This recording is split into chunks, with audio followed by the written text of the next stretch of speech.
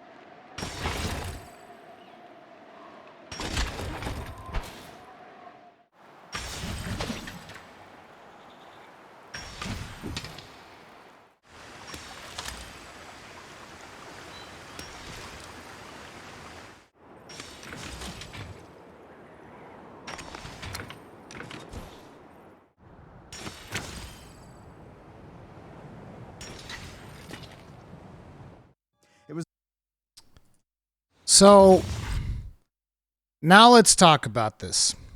So this is only available as paid DLC. And there's a lot of people that are saying, yes, but Monster Hunter has a lot of value. Of course, I agree. I said it myself. There's a lot of value when it comes to Monster Hunter.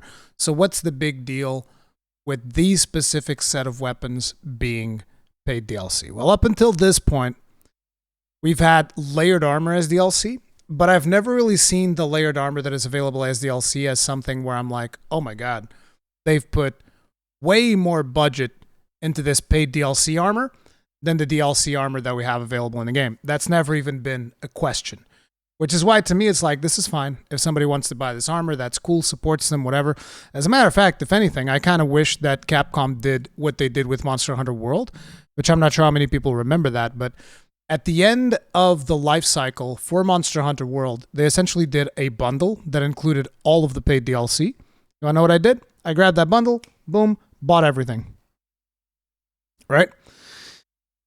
I bought all of the DLC for Monster Hunter World. So I'm not against buying the paid DLC at all, so long as that DLC is not something that I feel is taken away from the budget of the game.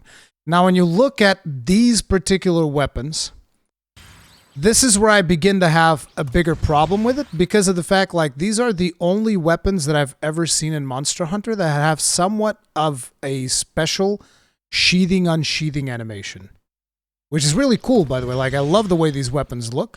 I think it's really interesting that they have this special sheathing, unsheathing animation and they kind of like disappear. They're all sci-fi and whatnot. I think these are really cool looking weapons. But you cannot deny that these weapons appear to have had received more budget to them from both the art department, the animation department, than a lot of the other weapons in the game. They are super unique, exactly. As Mr. Space Prophet is saying, these are super unique looking weapons. Very special, very cool looking. And it's interesting that we talk about this on the Twitch stream because in here we're constantly talking about monetization. I don't talk about monetization nearly as much in the main YouTube channel because it just usually doesn't come up as much on account of the fact that we usually just play Monster Hunter and Dark Souls on there. But in here, where we cover a ton of like MMO and monetization and stuff like that, Usually it's at moments like this where you see a shift from good monetization to bad monetization. Now, I don't want to be like a doomer and say like it's all downhill from here, boys. Monster Hunter's over. That's not what I'm saying.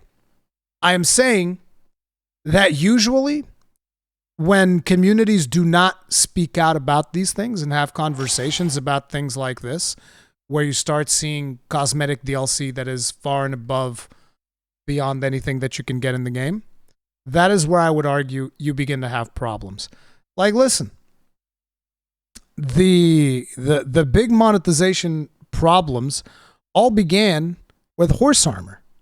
It was just one little horse armor on a video game. Like, that was it. It's like, oh, we're going to sell you this horse armor. In my specific case, when I was, because, the horse armor completely flew by me because I wasn't even playing Elder Scrolls games back then. But in my case, it was the Sparkle Pony. I don't know how many of you guys remember the Sparkle Pony in World of Warcraft.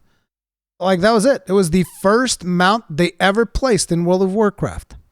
And people bought that like rabid. Like, they bought the crap out of that thing. Blizzard made millions instantly for one mount. And what ends up happening down the line? What ends up happening down the line is that fundamentally, the mounts in the store have always had more quality than the mounts in the game. It's just that simple. Whether it is the art of the mount itself, whether it is the animations of the mount itself, whatever. The mounts always end up having more quality in the store than in the actual game itself.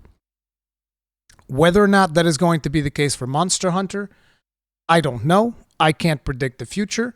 What I can tell you is that this felt weird because traditionally, we get the event quests, we do the event quests, and then we get the special armor skins. That's the way we've always had it. And in this case, not only this is an exclusive skin that we cannot get by just playing the game, but it is also an exclusive weapon skin that comes with custom animations that are incredibly detailed and really good looking. Like, kudos to the art, to the art department. Kudos to the people that worked on making these weapons because they look absolutely gorgeous. Like, I definitely want to wield one of these weapons because it's amazing. The animations, the look of the weapons themselves, it's just like a big win for all of the weapons. There's not even a weapon that I would look from this set that I'd go like, oh, that weapon looks bad or whatever. No, they all look phenomenal. And again, the sheathing, unsheathing animations, fan-friggin-tastic. The problem is, is this like the way going forward? And that's where only time will tell. But I definitely think it is important to start having the conversation now so that Capcom can see the feedback from the player base, how people feel about it. Like, hey, listen, if a majority of people are like, no, balls deep ahead, this is what I want. I want them more so that I don't have to farm them through events or whatever. Like, let me just buy them. That's an opinion to have if that's the opinion that you have. But like, I remember farming the crap out of Barrioth in Monster Hunter World. I think it was in Iceborne, right? Monster Hunter World Iceborne. I remember farming the crap out of Barrioth for the Guild Palace weapons, which were amazing looking. And that, to me, is way more fun than this. But that's just the way that I personally look at it. People are going to have different opinions about it. It is what it is. If you end up watching this on YouTube and you like the Monster Hunter content, subscribe, bell notification icon, all that stuff. Let me know what you think about it in the comment section below. And on Twitch, you guys feel free to ask me questions about this. Tell me your thoughts about it. And we can kind of like take a look at how we feel about this situation. But I definitely feel like it's a step in the negative when it comes to paid DLC, and I feel like Rise has done quite a bit of this because, I talked about this in the podcast multiple times, so I definitely felt like in Rise we've seen more and more paid DLC and less things coming through in events, and this is just another example of that.